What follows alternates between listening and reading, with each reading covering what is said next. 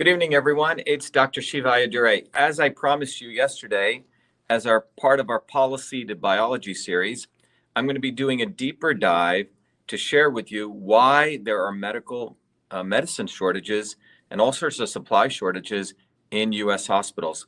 As I shared yesterday, these shortages it's not something new. It's been going on for decades, in fact.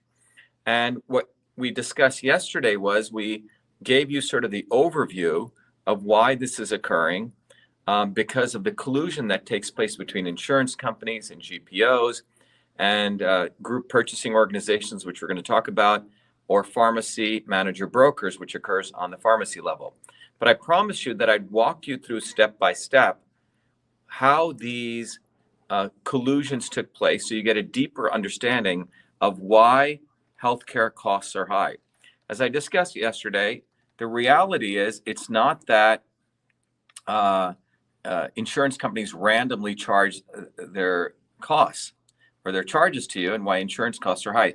The reason insurance costs are high, you're going to realize, is because the insurance companies over the last 50 years have built a very close collusion with organizations called group purchasing organizations, and on the other side called GPOs, or pharmacy manager brokers, PBMs, pharmacy broker managers.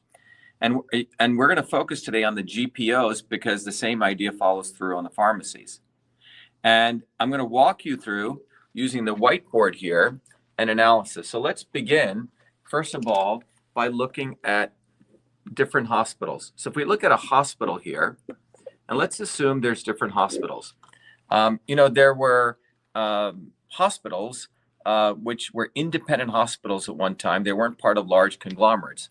So let's say you had a hospital here. I'm just going to use this to denote a hospital. Let's say H1 Hospital 1. And let's say there's another hospital here. And let's call this H2. And then there's another hospital here, H3. Okay? So there's three different hospitals. And you can go all the way to HN. Okay, and different hospitals. So these hospitals need supplies. So let's walk over here and let's put this little cloud here of different supplies. So hospitals need to buy supplies, right? And this supplies could include things like insulin, right? If someone's rushed to a hospital, they need insulin. It could involve cancer drugs, right? People in late stage cancer, they didn't take care of their bodies or whatever happened, they have cancer drugs. It could be saline, right? Bags of saline, all the way down to, things like catheters, right? Everything you see in a hospital has to be bought from different suppliers. And there's various companies who have these supplies. So let's take hospital one, and there's an administrator here, and they have to buy insulin. All right. So they will negotiate a price with the insulin company. Maybe they need 100 insulin bags, and they'll negotiate a price of $10 per bag of insulin, okay? And they'll have to do this individually. Another hospital would also go to the supplier and they say, look, I'm going to pay you, and they negotiate a price of $2 a bag, okay? Because maybe they're going to buy, 200 units. And then another hospital will go to the same insulin company. Maybe they're going to buy 10,000 units, and maybe they negotiate a price of $5 a bag, okay? So what you see here is each of these hospitals have negotiated individual prices with these insulin companies. So what ended up happening as this was occurring around in the 70s, these hospitals said, why don't we get together and buy together bags of, or in this case, insulin bags directly from the supplier together. So in order to do that, what these hospitals did was they brought in a broker, and the broker was called a GPO, okay? So what was a GPO? A GPO was a group purchasing organization. It's like an agent, okay? And this agent, GPO for short, and what these hospitals would do is they would go to this agent and they say, hey, look, we need 100 bags, hospital 1. Hospital 2 said, we need 200 bags. And hospital 3 said, we need whatever, let's say 300 bags, okay? So the total, this guy, the GPO, was going to purchase from this person was 500 bags of insulin, okay? And in return, the insulin price was set at, let's say, $8 a bag, okay? So these guys each had to essentially pay $8 a bag for that insulin. $8 a bag, $8 a bag, and $8 a bag, okay? So this is a pretty good deal, right? Because before, this guy was paying a lot more. So they pooled their needs to this supplier. So bottom line, the GPO served as their middleman going, and he did this across the board for those cancer drugs or saline or catheters, okay? So this GPO became the single agent getting whatever supplies the hospitals needed from suppliers. Now, these suppliers over here could be, drug companies. Big pharma could be over here, or a small pharma company, right? It could be, manufacturer X, manufacturer Y, or manufacturer Z. These are all different companies who make this. And the GPO would sign agreements with these people, long-term agreements, short-term agreements, and these were contracts, right? So these contracts were signed, and the GPO actually owned the relationships over time with these people. So think about what I'm saying.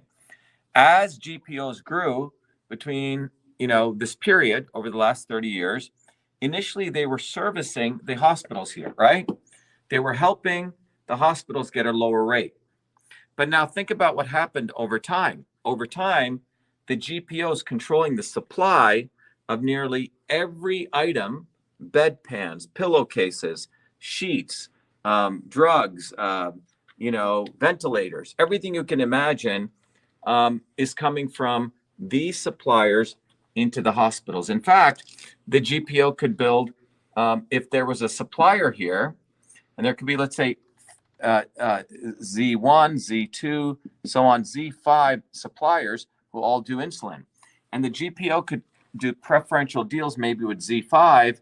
Not only was he going to give him a better deal, but maybe the guy was going to take him on a vacation, right? All sorts of backroom deals started occurring.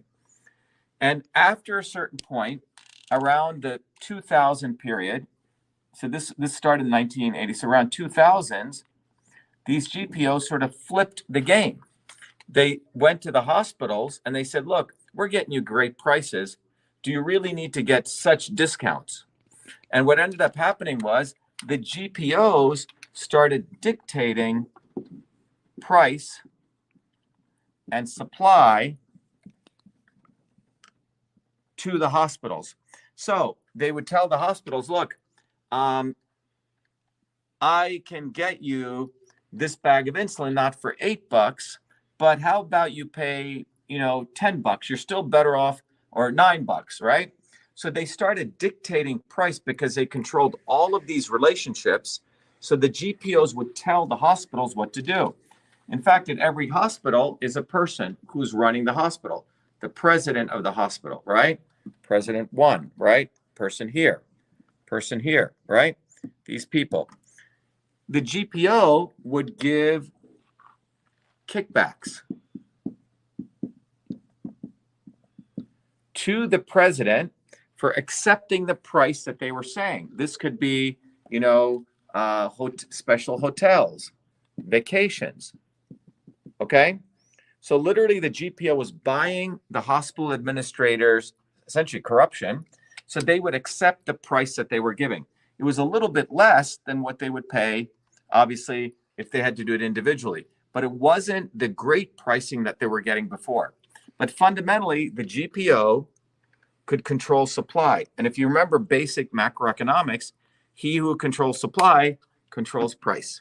Okay? Now, how does this fit into the high cost of healthcare? As I mentioned, as you look at this, the key thing relative to today's topic is you can see that GPOs are controlling supply from multiple suppliers into hospitals.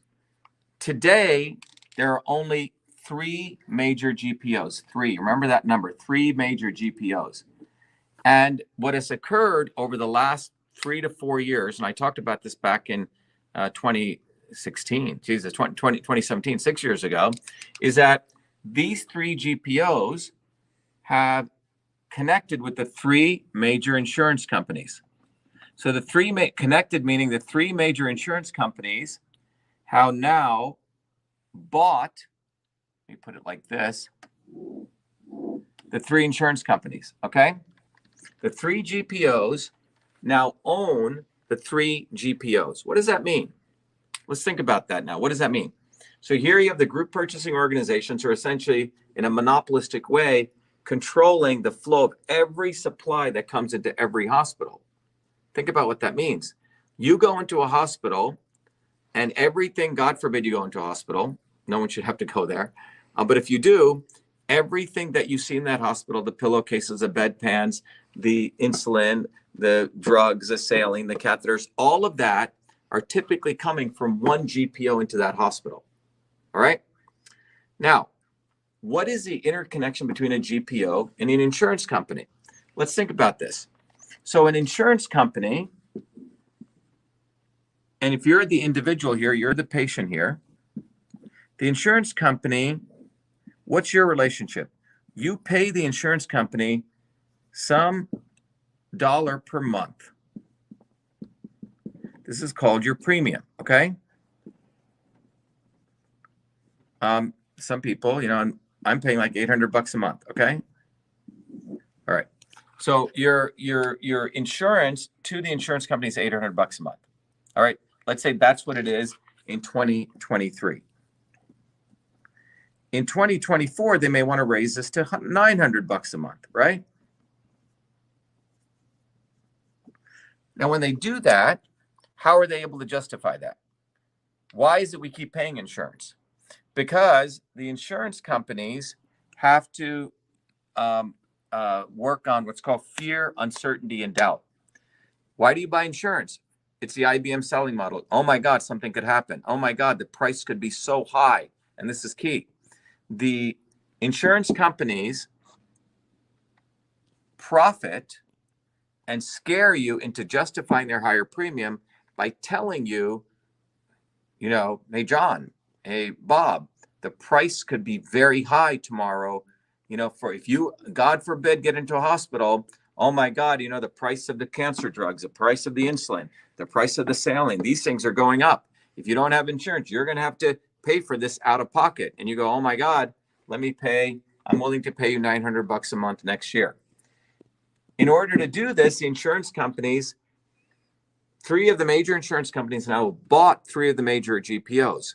What does that mean? That means they can go to the GPOs, and there's a nudge, nudge, wink, wink, their own part of their companies, because insurance companies and GPOs have merged. The GPOs now are incentivized to keep the price high because that's how they make more profit. If they go to a hospital and say, well, the insulin bag is $50, the guy says, oh, wow, it's $50, right? He's getting a kickback. The GPOs are getting a percentage of that sale. That's how they make money. GPOs are making a piece of this sale. So they're controlling the supply. The GPOs also are incentivized to go to a hospital administrator and say, hey, look, the price is now $90 and, you know, the supply is going to be really tight. So the hospital administrator pays the GPO more money. So the game between the GPOs and the hospital administrators keeps the price high. The high price of all of these supplies is what the insurance companies use to make you say, oh my God, I'm willing to pay higher for the premium. God forbid I go to a hospital, the price is going to be so high. So what is really happening here is when you go into one of these hospitals, right, the visit to that hospital is high, as I talked about yesterday, because everything coming into that hospital is high. Everything coming into that hospital is high because of the GPOs and the insurance linkage. So the GPOs and the 3 major, the insurance company, the 3 major GPOs are in a tight bond where the goal is to jack up price And when you jack up price, you can charge more for the insurance premium, okay? Because the more the prices of the hospital supplies, right? And how do you get price high? Well, you need shortages.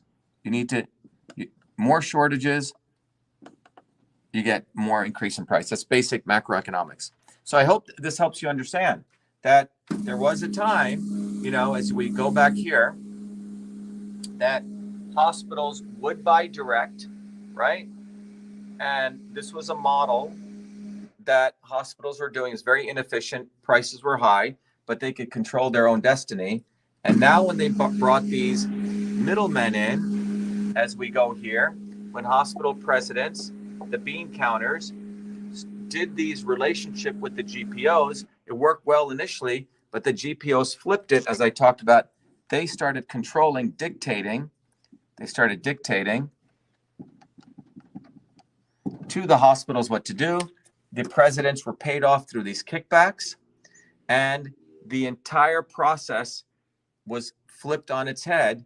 And a few set of people, GPOs, there's a monopoly, control the entire supply as well as the price into hospitals. High price, insurance companies can demand more premium.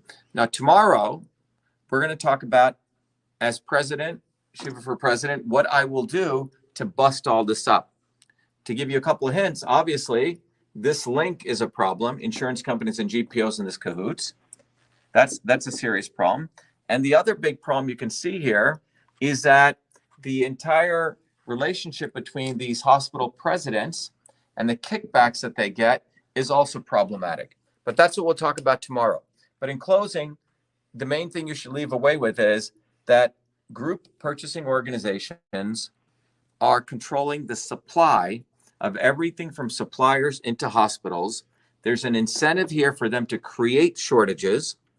And with those shortages, they can decide which suppliers they want to work with. Because on the back end, these suppliers are doing back end deals with GPOs. And by the way, no one can get access to these contracts that they have.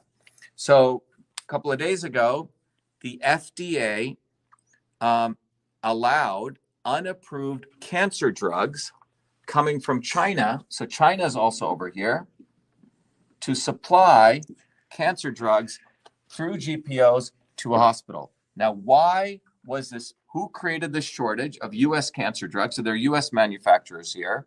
They're not able to, for some reason, give enough cancer drugs. And so the GPOs went to Chinese companies, and they got the FDA to bring that in because of this urgency. Oh my God, we don't have enough cancer drugs. So the level of corruption that's going on the back end and the opacity of it, which means there's very little transparency, is what's allowing all these shenanigans to take place. But anyway, tomorrow we'll finish our series on why are there medicine shortages in the United States by looking at how we break this up. And that'll give you details on my policy for healthcare for really reducing costs to increase quality. Thank you, everyone. Thank you, everyone. I hope this helped. Thank you.